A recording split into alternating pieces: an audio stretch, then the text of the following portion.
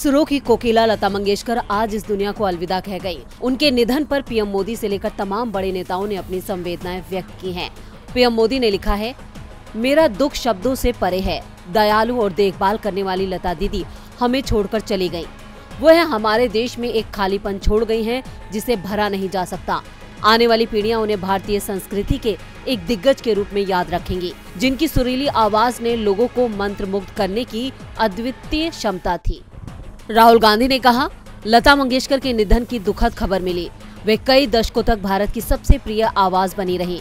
उनकी सुनहरी आवाज अमर है और उनके प्रशंसकों के दिलों में गूंजती रहेगी। मेरी संवेदनाएं उनके परिवार, दोस्तों और फैन के साथ। केंद्रीय मंत्री नितिन गडकरी ने एक के बाद एक कई ट्वीट किए हैं। नितिन गडकरी ने लिखा, देश की शान और संगीत जगत की शिरमौर स्वर कोकिला भारत रत्न लता मंगेशकर जी का निधन बहुत ही दुखद है। पुण्य आत्मा को मेरी भावभीनी श्रद्धांजलि। उनका जाना देश के लिए अपूर्णीय क्षति है। वे सभी संगीत धारकों के लिए सदैव प्रेरणा थी। मुंबई के ब्रीच कैंडी हॉस्पिटल पहुंचकर स्वर कोकिला भारत रत्न लता मंगेशकर जी के अंतिम दर्शन किए। उनके परिवार को सांत्वना दी।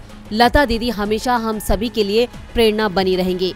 ईश्वर पुण्य आत्मा को शांति प्रदान करे। ओम शांति। नितिन गडकरी आगे लिखते हैं, 30,000 से अधिक गाने गाकर उनकी आवाज ने संगीत की दुनिया को सुरों से नवाजा है।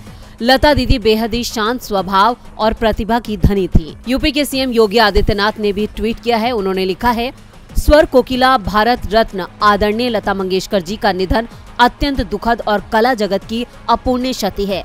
प्रभु श्री राम से प्रार्थना है कि दिवंगत पुण्य आत्मा को अपने श्री चरणों में स्थान तथा शोकाकुल परिजनों व उनके असंख्य प्रशंसकों को ये दुख सहने की शक्ति प्रदान करें। अभिनेता अक्षय कुमार ने लता मंगेशकर के निधन पर ट्वीट कर शोक जाहिर किया है। उन्होंने ट्वीट में लिखा है, मेरी आवाज ही पहचान है अगर याद रहे, और ऐसी आवाज को कोई कैसे भूल सकता है।